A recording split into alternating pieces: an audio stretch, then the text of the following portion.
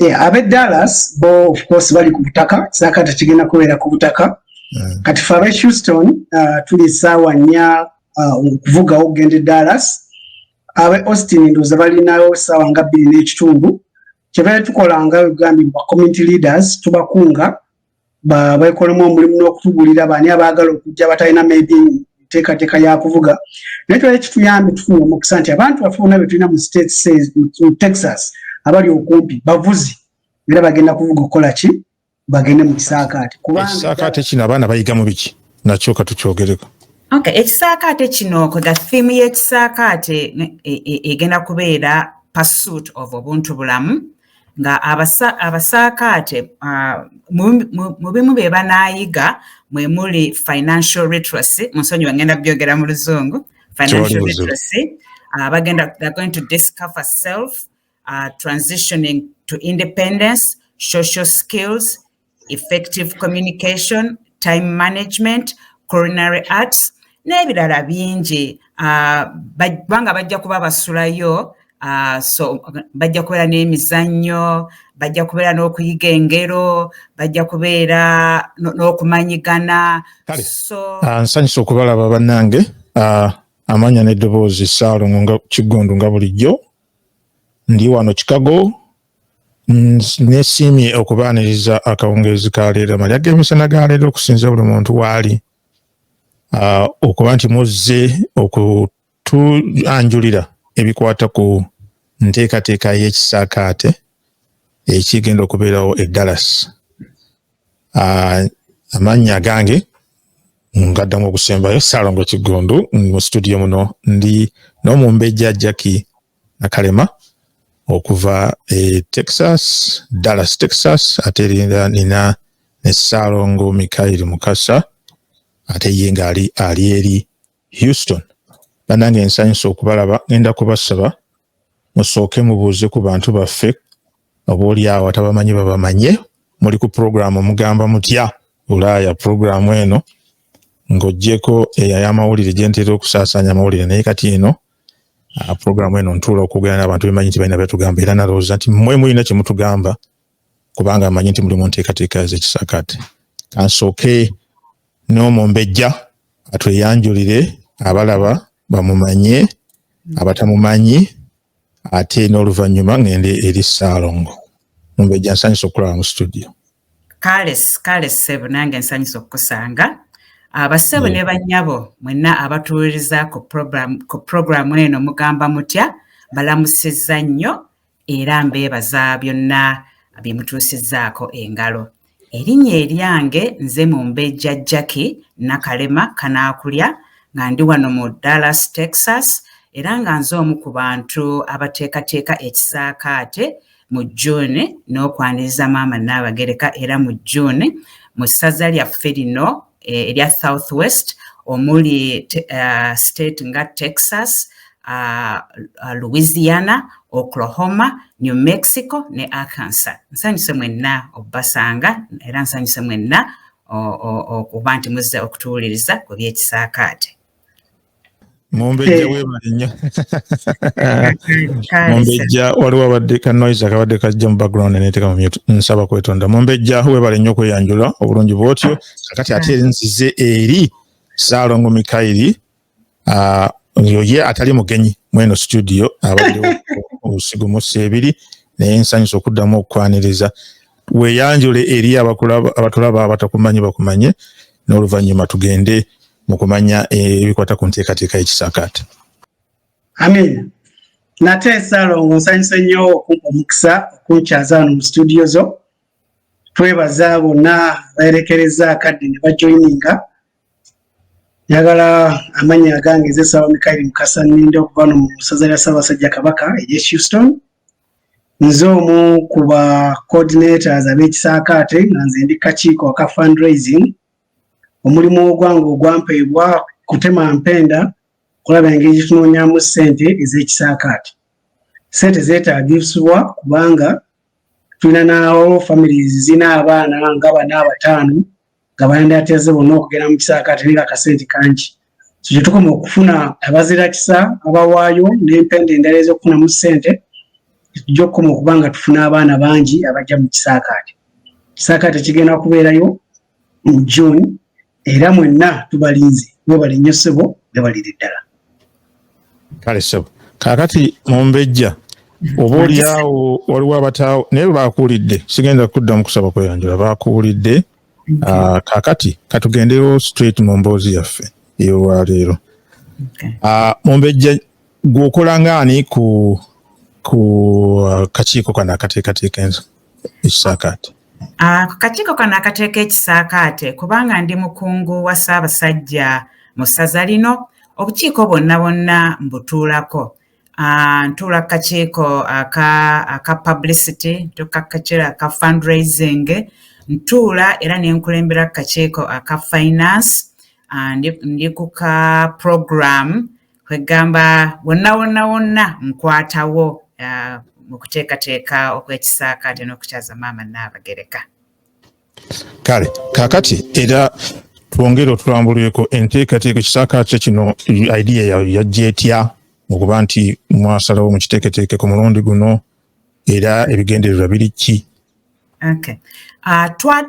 Twatuukirirwa ne tusaba oba tusobola okubeera n'Ekisaakate wano mu ssaza lyaffe, ne twekubakubamu ebirowoozo ne tukkiriza Ekisaakate kibeere wano abaana baffe basobole okuyiga ebintu bye basomesa mu Kisaakate. Ne tufuna zi komiti zirenganga 8-9 ezitwala buli komite erina kyekola ekikwataganya either Ekisaakate oba okukyala kwa Nnaabagereka era oba okubujjirira ababujjirizi abagenda otuwa obuyambi obunayamba mu nteekateeka ez'Ekisaakate. Kale kaakati Ekisaakate kino abaana bayigamu biki nakyo katukyogereko? Ekisaakate kino the theme y'Ekisaakate egenda kubeera pursuit of obuntu bulamu, nga Abasaakate mu bimu bye banaayiga mwe muli financial literacy, musonyiwa ngenda byogera mu Luzungu, financial literacy. They're going to discover self, transitioning to independence, social skills, effective communication, time management, culinary arts, n'ebirala bingi. Banga bajja kuba basulayo, so bajja kubeera n'emizannyo, bajja kubeera n'okuyiga engero, bajja kubeera n'okumanyigana. So abaana bajja kuba na bingi ebyokuyiga. Oluusi bajja kuba tebasobola biyiga mu ssomero gye basomera, oba oluusi tebajja kusobola biyiga byonna okubiyiga wamu mu bazadde baabwe, naye wano Ekisaakate kikola program ne kiraba abaana biki bye beetaaga okumanya nga bwe bakula, kati byo ne kibiteeka mu curriculum, kati abaana gye bagenda okuyiga. Era tusuubira abaana bajja kujjamu bingi nnyo ebyokuyiga kubanga abaana baffe bambi oluusi communication between omuzadde n'omwana oluusi ebula, n'otamanya nti omwana alina waalagaya, omwana ng'olaba musanyufu naye nga so omwana alina waalagaya. Kati wanajja kubeera ng'ali mu banne asobole okuyiga ebintu ebyo by'atandisobodde kuyiga ku ssomero eno gye basoma bazadde be. Betusuubira nti abaana be bajja okujja mu Kisaakate. N'ekisinga ddala obulungi nti abaana bajja kumanyiganya kubanga omanya banno wa gye bali, kubanga oluusi abaana beesangagana ku mikolo gyaffe music awo gana tebasobola kwogera, wano bagenda kubeera bokka na bokka basobole okumanyigana, bafune contacts z'abannaabwe. So kyekigendererwa kyaffe nti abaana baleme kubeera nga bali eyo buli muntu ali mu maka ge, amanyi bannayuganda gye bali naye tebatera nnyo okugenda kubalaba, naye wano week namba bajja kubeera bonna ng'ate be bayiga ate nga be bamanyigana. Week namba bagenda kubeera mu kifo kimu, balina abasomesa. Oyogenda n'ogamba nti kobyogereko mu Luzungu, ekyenzijukiza nti kyetagisa okumanyisa abantu baffe nti abaana bano olwokuba nti tuli mu Bulaaya, tumanyi nti abaana baffe bangi olulimi Oluganda. Owulira Ekisaakate oyinza okulowooza nti bya Luganda byokka, naye okuba nti abaana teboogera olulimi Luganda effectively abamu balimanyimu ono wali kale instruction egenda kubeera mu lulimi ki ekyo tukinyonnyaba instruction egenda kubeera mu Luzungu kakati omwana teetaaga kubeera na Muganda kubanga be bagenda okusoma mu Kisaakate omwana yenna yeetaaga abimanye kati bajja kuba basomesa mu Luzungu abaana bayinza okuba nga bawuliramu bulungi Oluganda olutonotono naye okusobola okufuna byonna ebigendererwa mu Kisaakate kino bagenda kusomesebwa mu Luzungu tusuubira mu future eyo osanga nga banaaba nga abaana tubayigiriza bulungi Oluganda awaka nekiba Kisaakate nga kisobola okubeera mu Luganda naye kino kijja kubeera mu Luzungu era omwana yenna kabe nga si Muganda bw'oba olina mukwano gweyo oyinza okujja naye bonna bajja kuganyulwamu kubanga ebigenda okusomesebwa mu Kisaakate biyamba abaana bonna regardless wa gye babeera oba tribe kimwe bava ebigendererwa byonna biyamba buli mwana anajja mu Kisaakate. Mwebale Omumbeja. Ssaalongo ndoze naawe kankuyingizeemu wano programu nagitaddewo oba oyagala okutujjabulira gy'eryamu wagyetegereza gwe ebigendererwa in pursuit of obuntubulamu tuyambeko awo alaba ategerere ddala mu Kisaakate muno abaana bagenda kuyigira mu ki omwana akuziddwa n'ayitako mu Kisaakate tabanga omwana atayiseko mu Kisaakate so empisa abaana ze bagenda okuyiga mu Kisaakate ne record ziraga bonna abayiseyoko banjawulo n'abaana abalala kubanga oluusi ate ddala ku Bulaaya kuno abazadde babeera so busy osanga omuzadde akola emirimu 2-3 omuntu asomesa omwana iPad buno oba essimu n'abeera ku katuuni ku Cocomelon naye kati abaana bagenda kusomesebwa ng'ate bali mu group setting ekizibu ekibali mu baana baffe mu ku Bulaaya ye mental health ate nga tusobola kusharinga na muntu mulala naye kati wano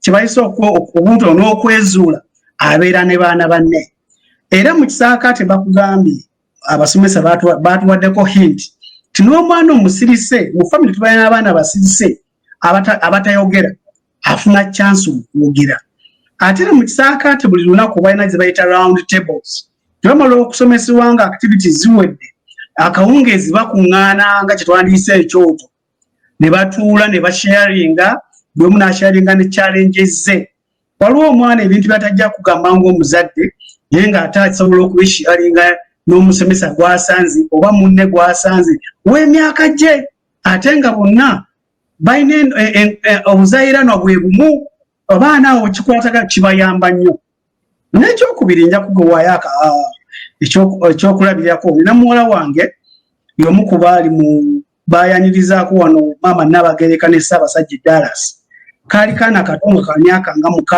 6-7 lwazina amazina naye okuba nti yali mu maaso g'abeene ne maama kyamuwayiriza okugenda n'okukola ku university n'akola African politics oba African studies amanye ebikwata ku Africa ate okusinga naffe abaazaalibwayo era abadde mu White House ng'ali ku kakiiko akali in charge of White House development naye ng'akugamba ensigo yagijjawa kugenda Dallas kwaniriza maama ne Ssaabasajja era bw'aba ayogera ku Buganda ayogera with passion so olaba nti ebintu no tubikola naye zibaamu ensigo zitusiga mu baki mu baana n'olwekyo muzadde ng'oli eyo ng'obadde obonaabona n'okutega n'okusomesa abaana culture okubasomesa emiraanira gyabwe muleete mu Kisaakate abatendisi be tulina bakugu ebintu babikoledde ebbanga era omuzadde ojja kuganyulwamu byebyo byangisibwa so webale kaakati ku ekyensimbi coordinating fundraising okikutte otya olina mulanga gw'okubira bantu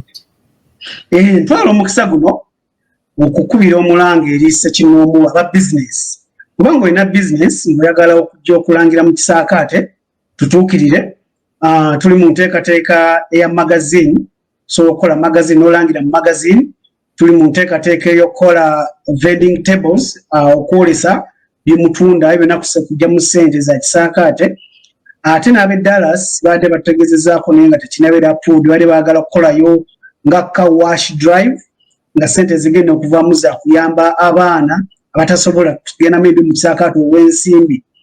Kati zezo ebiwaatu ekimu gye tuyitamu n'okutuukirira aba community leaders abangi amu tubatuukiridde aba communities ez'enjawulo mu America naye nga z'Abannayuganda bwe babeewa muzira kisa n'amakanisa agaagala okudonatinga batutuukirire badonatinge.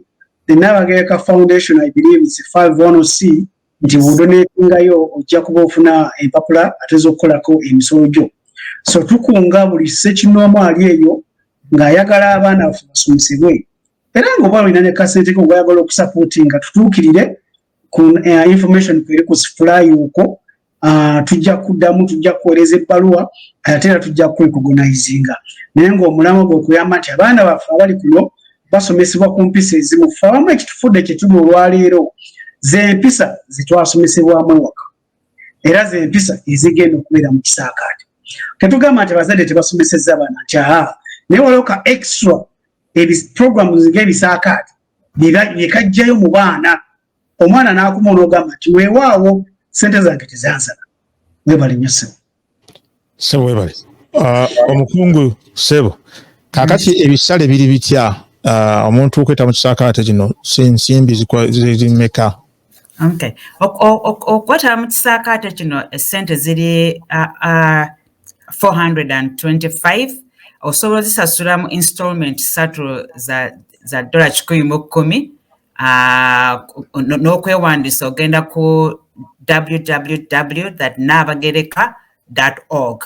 Ojja kufollowinga link ya olunyo oluzungu obanga lwelukanguyira nnyabo tunyonyole bulungi. 225 manenya gategera mu luzungu nemekola mistake. Yes. Ekiri $425 bw'oba oyagala kusasula omulundi gumu naye bw'oba oyagala kusasula kimpowooze osobola okusasula mu bitundu 3 $110 buli lw'osasula. Okwewandiisa ogenda ku mukutu gwa www.nabagereka.org ojja okulaba link eya Kisaakate kye Texas bw'onoogikoonako ejja kutwala wa ow'okwewandiisa ojjuzeemu ebikwatagana ku mwana osasule n'okusasula. Ffe tukwetegekere bw'onooba ozze n'omwana wo ng'azze tusobole okumuteeka mu Kisaakate asobole okuyiga ebintu ebagenda okusomesa mu Kisaakate. Kati wiiki namba weggwako waliwo emikolo emirala egigenda okugoberera? Wiiki bweggwako abaana bajja kuva mu Kisaakate ku Lwokutaano nga 7 enkeera June nga 8 Lwamukaaga tujja kubeerayo n'ekijjulo ne maama Nabagereka. Tujja kutandika ssaawa 11 ez'olweggulo. Mu ddiini eyo mwe mujja okubeera Nabagereka wagenda okugabira certificate abasaakaate abamaze omusomo gwabwe era mujja kubeeramu ne entertainment amazina gaffe amaganda tegajja kubulayo. Tujja kubeera n'emmere yaffe ennungi. Tujja kubeeramu ebisanyusa bingi. Tujja kuba twambadde gomesi ffe abakyala n'abaami bajja kuba bambadde ekkanzu. Wabula osobola n'okwambala cultural dress yonna mu kitundu gy'ova. Jjangu tusanyukire wamu naffe ffenna. Ojja kusanyuka nnyo. Tujja kwejjukanya. Omukolo gujja kuba gwa kitiibwa nnyo. Bwe tunaamaliriza ku Lwomukaaga enkeera ogw'omukolo ogw'Olwomukaaga weetaaga $100 okuyingira. Mugule yeddina. Kati enkeera ku Sunday tujja kubeera ne service egenda kubeera ku St. Vincent Episcopal Church e Bedford, Texas. Ujja kutandika ssaawa 8 olweggulo. Era mu service eyo abakyala tugenda kubeera nga tukakkalabya mu kwaya era tugenda kufuna n'omukisa okuwa maama Nabagereka ebbaasa gy'anazaayo e Uganda kubanga kati agezaako okufuna ekifo ekyenkalakkalira wanaateekanga ekisaakaate kubanga kati kigenda mu masomero naye wanajja kuba alina ekifo kye ate ebintu ebyo byonna era byetaaga obuyambi kati maama Nakalema tujja muwaayo ebbaasa eneetambuza projekiti yo eyo service bw'eneeba ewedde wajja kubeerayo book signing abaana abaguze ekitabo kya Nnaabagereka wajja kubeerawo book signing ne ka small meet and greet olwo lwa Sunday nga June 9. Emikolo mingi Texas. Emikolo mingi. Ssaalongo abantu abaagala okujja ku Kisaakate kino inawaawo abali e Houston abali eri Austin ne Houston manyi okubi confusing waliwo enteekateeka yonna eyamba ku bantu obaoliawo abazadde abali awala ne Dallas nga bandyagadde okujja beetabemu onawo any information about that?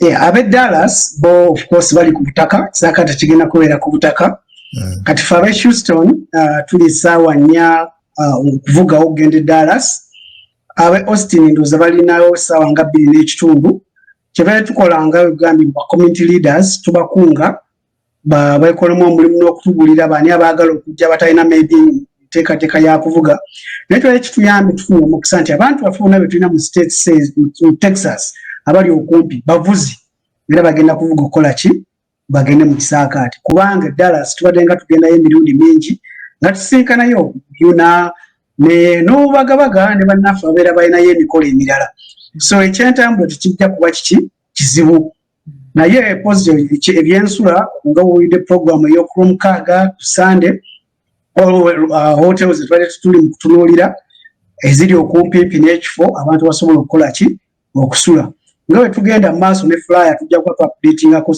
information nga bwejja nga bwe tugifuna okusobola okulaba nti ebintu byonna tubigonza eri abantu baffe abagenyi baffe abagenda okujja mu Kisaakate. Waliwo abagenda kakati nzijukidde Omumbeja abaana bwe banaamala okusoma balina bafuna certificate diploma waliwo akabaweebwa bafuna maama Nakalema agenda bakwasa certificate zaabwe ku dina so balina kye bajja okufunayo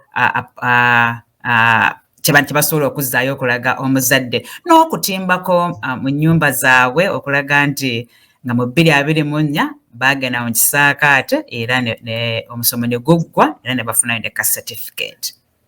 Ssanyu jerere era kijja abaana mushuwa bajja kubanga souvenir n'ebifaananyi kokubya n'ebifaananyi maama Nakalema yagenda kuziba signing-irako nabo bennyini. Tetunnamanya bulungi naye nga ku mukolo ogwa Sunday wajja zibaweera ziyinza okuba nga zijja kujja nga already ziri signed nga tajja kikoleraawo naye abaana bajja kufuna ekijjukizo ekibajjukiza nti baaliko mu Kisaakate. Kale mwebale enteekateeka Ssaalongo waliwo akatalekeka banange neetonga tekinologiya yatusoose n'atucyangalanako. Akatalekeka olugedde ku souvenir tubadde abatestis bali mu kukwasaganya n'abantu baffe ab'Emmengo okufunayo omudaala gwe tugenda okutundako souvenirs eziva Emmengo okugeza nga bendera za Buganda certificates nazikuno omusajja Omuganda oba omukyalo Omuganda yandibadde ne bendera mu nyumba eya Buganda ne certificate oba n'ekifaananyi kya Ssaabasajja ne maama kati ebintu ebyo bye tuli mu kukwasaganya okulaba nti mu Kisaakate bibeerawo abantu basobole okubigula nga baze mu Kisaakate ate nekiba kiwedde tugezaako okuteekawo enkola awasobola okugenda online ono mu America n'agula ebintu ebyo ne babimuweereza. Akateekeka akalapozi kwe kwebaza omwami wa Kabaka omukulu ow'ekitiibwa Frank Ssentamu okutuwa omukisa guno okujja nze ne maama okwogera ku nsonga zino sebo tukwebaza nnyo kubanga olweyawo singa ate teyatuwadde permission oba lukisa titwandizeewo naye sebo omukulu yatuwadde obuvunaanyizibwa natugamba mugende mukole era sebo tuli naye sebo Ssaalongo tukwebaza okuweereza Obuganda n'okuweereza community zaffe wano mu diaspora webale nnyo omulimu gw'okola Mukama akongere omukisa. Neyanziza neyanzege. Nange ninayo akatale kekka ke mbadde njagala okwogerako nti abaana abalenzi basobola okujja mu Kisaakate. Abantu abamu balowooza Ekisaakate ky'abaana bawala naye abaana abalenzi basobola era bajja kubeerayo mu Kisaakate era nabo tujja kubaaniriza. Weebale nnyo ssebo, weebalire ddala tukyaza.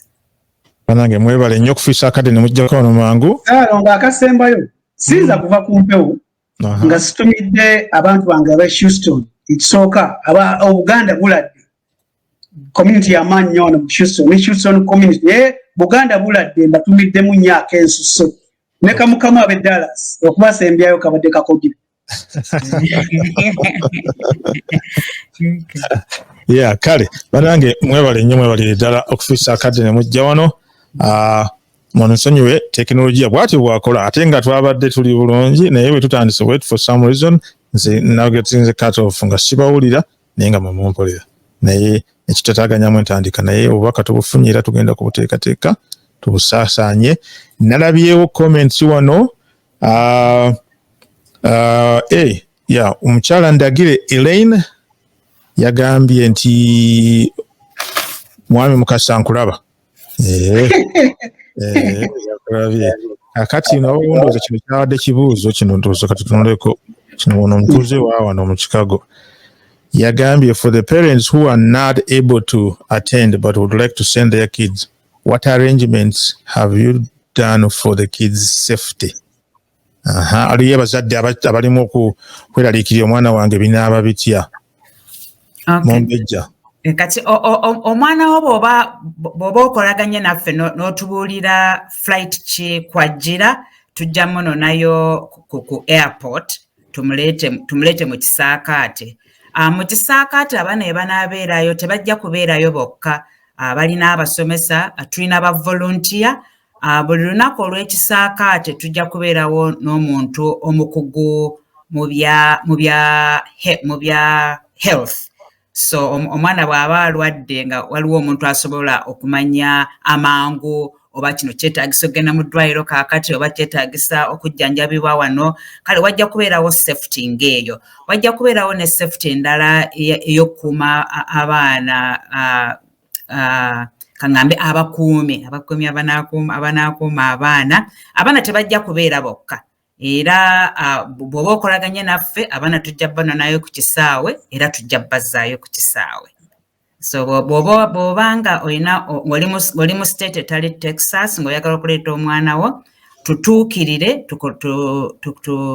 tukole enkolagana ey'okulaba nti omwana wo omanye n'ani amulina, omanye n'ani gw'onookubira bw'oba oyagala okumanya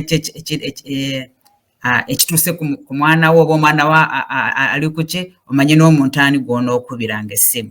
Weebale nnyo ssebo. Ekibuuzo kirungi nnyo, weebale nnyo akibuuzizza, kansubire nkizeemu bulungi. Okizeemu bulungi, weebale nnyo, weebale ddala. Yes, ky'abaana nze wange nakozedde enteekateeka era ono maama wange ngenda kumukubira nga tuvuddeko ono nongera okumunnyonnyola ku nsonga eno kubanga nakinyonyose bulungi engeri gye mwakiteeseteeseemu nga bwe kikwatibwa era ngenda ku following up. Ndowooza byebyo ssebo. Waliwo tubiiseemu mangu abantu baffe katubategeeze olunaku duddamu mwezi nga mmeka? Ennaku z'omwezi June nga 2 lwa Sande, Kisaakate kiggwe nga June 7 Lwakutaano.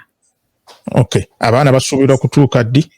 Abaana basuubirwa kutuuka nga June 2. Kijja kuba kya kusulwamu naye kati abazadde abamu aba Texas abaana baabwe bajja kwagala babaleete ku makya oba banone olw'eggulo. Ekyo nakyo tujja kikkiriza naye ng'Ekisaakate kya kusulwamu kubanga olw'eggulo abaana bajja kubaayo ne activities nga okusoma engero, okuzannya emizannyo. Kale toyagala kusuba lwaggulo naye bw'obanga gwe omwana oyagala asula waka osobola omunona olw'eggulo, osobola omuleeta ku makya n'omunona olw'eggulo. Kale banange neyanziza, ndowooza tugenda kukomaawo. Mbaagaliza ebintu byonna bitambule bulungi. Weekend amatabi naye tambule bulungi, tunaba tetuzeemu kuliziganya ne Easter weekend naye tambule bulungi. Ngenda kuvaawo nga nzannyinira wano akalango ka Nabagereka Foundation kinafuna kuva dda ne kasigala wano kaakano nkalabye n'oza guno gwe mukisa nako tukazannye n'embaga za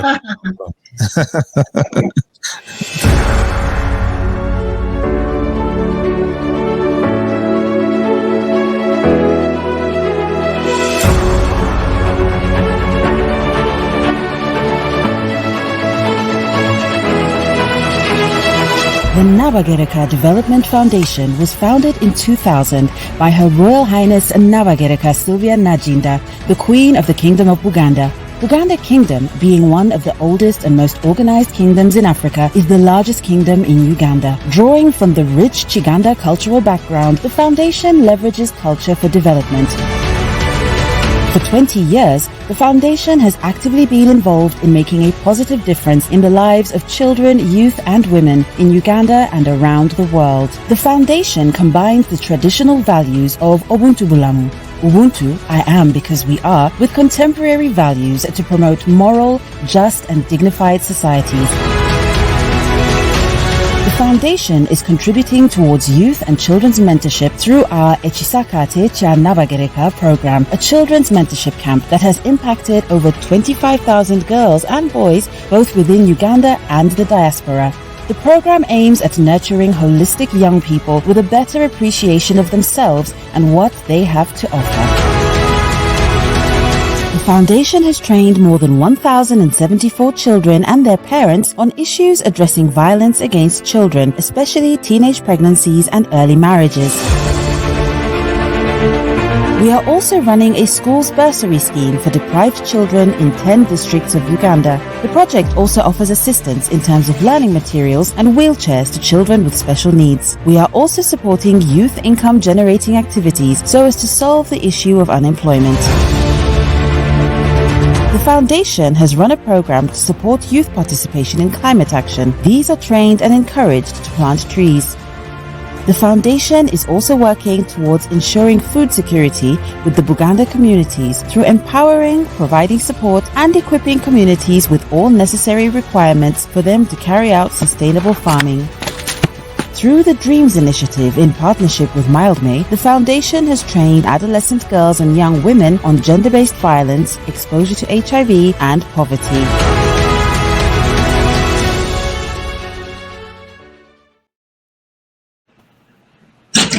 Kasufu. Kasufu. Mubale ddala mbagaliza akawungeezi akalungi. Amina. Nabali nnyo.